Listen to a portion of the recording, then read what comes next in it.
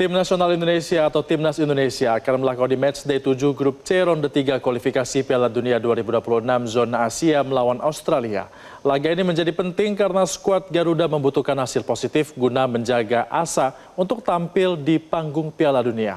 Untuk membahas hal tersebut sudah bergabung dengan kami pengamat sepak bola Roni Pangemanan atau Bung Ropan. Selamat pagi Bung Ropan. Pagi Bung Ropan. Selamat pagi. Ya Bung Ropan, satu cedera, ada 2 yang absen, ada 27 pemain yang sudah di Australia. Bagaimana nih komposisi pemain untuk melawan Australia nanti? Iya, memang sayang kita tidak punya Ragnar Oratmangun yang kena akumulasi kartu ya. Kalau ada Ragnar akan tentunya lebih tajam lini depan kita, tapi it's okay karena dia harus menepi. Kita juga sangat bersyukur mendapatkan Ole Romeni ketika Ragnar tidak ada. Jadi Patrick Kluivert sebagai pelatih harus memaksimalkan kehadiran Ole Romeni di lini serang kita dan menyusun komposisi pemain terbaik dalam starting 11 dengan taktik atau strategi yang dia inginkan, karena kita tahu bersama Kluivert itu menginginkan bermain dengan sepak bola yang ofensif, yang attacking football lewat taktik strategi dia pola 4-3-3 ya, sebagaimana lazimnya pemain-pemain Belanda selalu suka dengan pola ini. Dan saya pikir kita harus mendukung penuh apa yang diinginkan oleh Kluivert dan melihat hasil pertandingannya, karena ini suatu pertaruhan sekali lagi bagi Patrick Kluivert.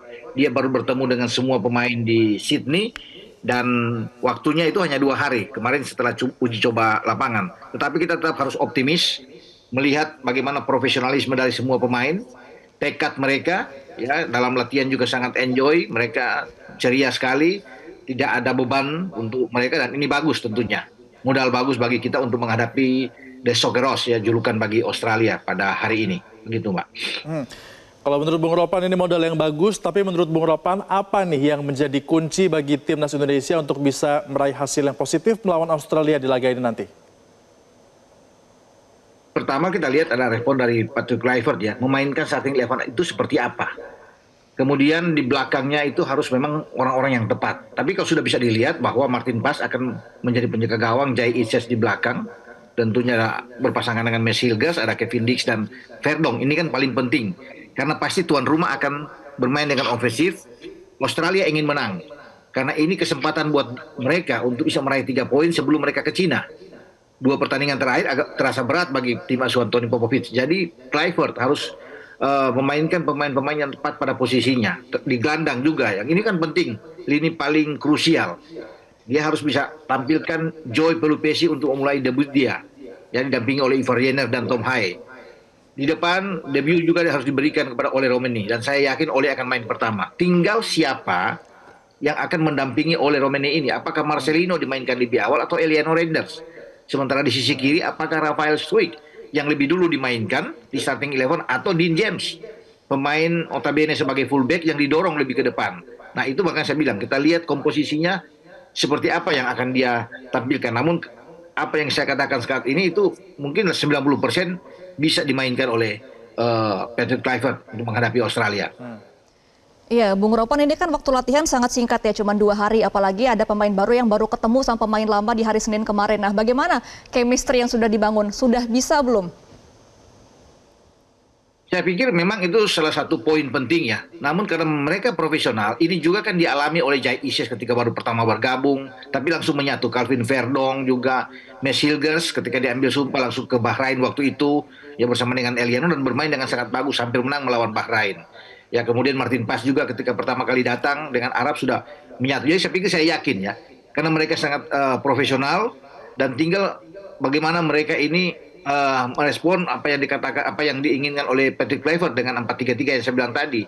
Jadi kalau soal tanya chemistry mereka akan dapatkan, karena mereka sudah tahu untuk bagaimana cara bermain yang baik. Karena sebelum-sebelumnya juga pemain-pemain naturalisasi ini kan datang baru pertama kali, seperti contoh Kevin Dix diambil sumpah tanggal 8 November, tanggal 15 bermain bersama dengan Jepang di Jakarta. Dan dia bermain bagus sekali sebelum dia ditarik keluar karena cedera.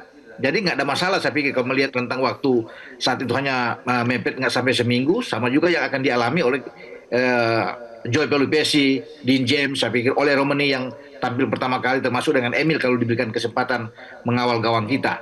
Ya, tinggal ya mereka harus tentunya dengan semangat juang yang tinggi akan bermain motivasi yang besar untuk menghadapi Australia karena ini kan pertandingan tidak mudah, berbeda jauh secara peringkat, tetapi kita harus hadapi posisi kita jauh lebih bagus dibandingkan dengan kita bermain dengan mereka di Jakarta dan bermain imbang 0-0. Sekarang adalah waktu yang tepat untuk bisa membuktikan paling tidak imbang ini sudah bagus buat kita, begitu. Sebenarnya imbang sudah bagus, tapi tentunya ada asa dari masyarakat Indonesia kalau bisa ini peluang kita menang dalam pertandingan ini. Masih realistis tidak kalau kita bermimpi untuk menang, Bung Ropan? Ya bisa saja kan dalam sepak bola itu segala sesuatu bisa terjadi. Tapi kita harus ingat karena kita bermain tandang dengan tim yang levelnya ada di atas secara kualitas. Mereka 26 peringkat 26 dunia. Kita 127 kan berbeda jauh. Walaupun di lapangan itu tidak bisa menjadi jaminan juga. Tapi kita harus realistis dengan hasil imbang seperti yang diinginkan oleh Patrick Kluivert. Namun kalau kita bisa menang itu bonus yang luar biasa dan kemungkinan itu bisa terjadi. Dengan catatan kita harus lebih dulu menggetarkan gawang Australia yang dikawal Ryan ini. Harapan itu ada di Ole Romani.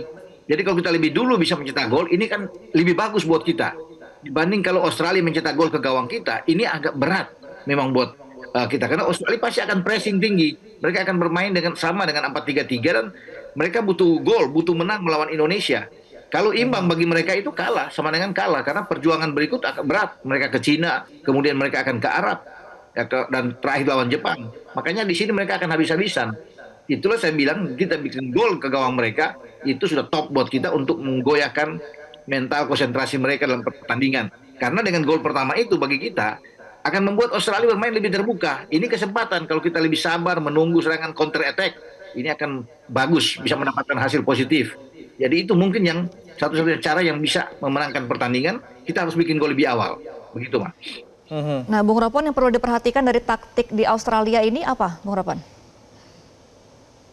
Ya, taktik Australia tentunya kita bermain dengan 4-3-3 keinginan dari Patrick Kluivert kan karena lawan sudah pasti bermain lebih terbuka dengan 4-3-3. Hanya saja mungkin harus lebih hati-hati, lebih sabar dengan lebih cocok kalau 4-3-3 itu dimodifikasi di lapangan dengan memperkuat gelandang sehingga dua fullback kita misalnya yang bermain di ini bisa bermain menyerang terus untuk bisa membuat crossing ke depan dan dua pemain yang ada di depan misalnya Dean James dan juga Eliano atau Marcelino itu kalau dapat tekanan bisa turun ke belakang membentuk 5 gelandang.